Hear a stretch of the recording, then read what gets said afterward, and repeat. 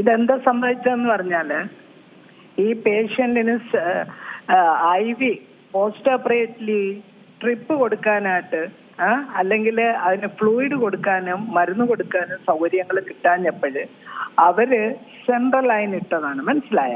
അപ്പൊ ഒരു central line ഇടുന്നതിന് ഒരു കത്തീറ്റർ വയറുണ്ട്, അത് കയറ്റിയതാണ്. അത് പക്ഷേ അത് പിന്നെ അതെല്ലാം കഴിഞ്ഞ് പേഷ്യന്റിനെ വിടുമ്പം അത് ശ്രദ്ധിക്കേണ്ടിയിരുന്നു. ഒന്നിൽ ഡോക്ടർ ശ്രദ്ധിക്കണം, അല്ലെങ്കിൽ നേഴ്സ് ശ്രദ്ധിക്കണം. മനസ്സിലായ? ഇതൊക്കെ നമ്മൾ പറയുന്ന നെഗ്ലിജൻസ് എന്നാണ് പറയുന്നത് മെഡിക്കൽ ഫീൽഡിൽ. മനസ്സിലായല്ലോ? എത്രത്തോളം ഭയത്തിലാണ് എന്നുള്ളൊരു കാര്യമാണ്. നമുക്കറിയാം, മുൻപും പല പ്രാവശ്യമായിട്ടൊക്കെ ഒരുപാട് കേസുകൾ ഇങ്ങനെ വരുമ്പോൾ ഒക്കെ തന്നെയും സ്വാഭാവികമായിട്ടും ആളുകൾക്ക് ഉണ്ടാകുന്ന ഒരു കാര്യമാണ്, വീണ്ടും വീണ്ടും ഭയമാണ്. ഡോക്ടർ അടക്കം ഒരു പ്രൈവറ്റ് ആശുപത്രിയൊക്കെ നിർദ്ദേശിക്കുന്ന ഒരു സാഹചര്യമൊക്കെ വരുമ്പോൾ തീർച്ചയായിട്ടും ഇത് നെഗ്ലിജൻസ് ആണ്.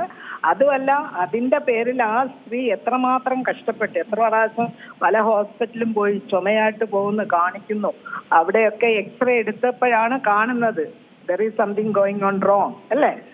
അത് കണ്ടാണ് സെൻട്രൽ അവിടെ പോയത്, ശ്രീചിത്രായി പോകുന്നത്. അപ്പോഴും അവിടുത്തെ ഡോക്ടർ വിചാരിക്കുന്നത് അവിടെ എന്തെങ്കിലും അവർക്ക് ചെയ്യാൻ പറ്റും. പിന്നെയും CT ചെയ്തു കഴിഞ്ഞപ്പോഴാണ് ഡെഫിനറ്റ് ആയിട്ട് അവർക്ക് എന്താണെന്ന് മനസ്സിലാകുന്നത്.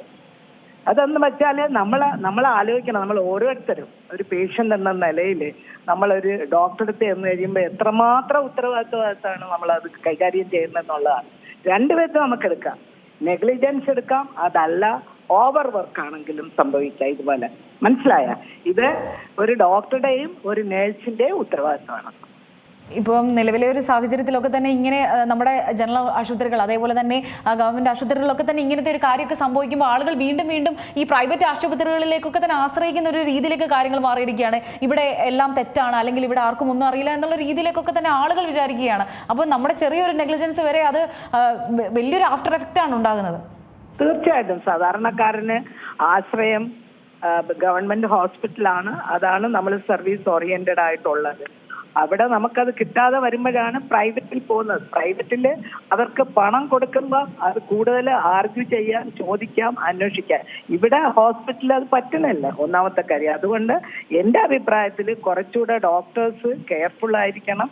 ഒരു സർജറി കേസ് കഴിഞ്ഞാൽ കുറച്ചുകൂടെ കെയർ ആയിരിക്കണം.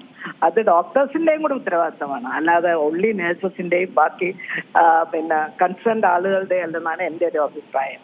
ഞാൻ ക്രിട്ടിക്കൽ ICUലെ ഡോക്ടർ ആയതുകൊണ്ട് എനിക്ക് അതിനെപ്പറ്റി പറയാൻ പറ്റും. ഏറ്റവും പുതിയ വാർത്തകളും വിശേഷങ്ങളും വിരൽത്തുമ്പിലറിയാൻ സീ മലയാളം ന്യൂസ് എല്ലാ ഡിജിറ്റൽ പ്ലാറ്റ്ഫോമുകളിലും ലഭ്യം.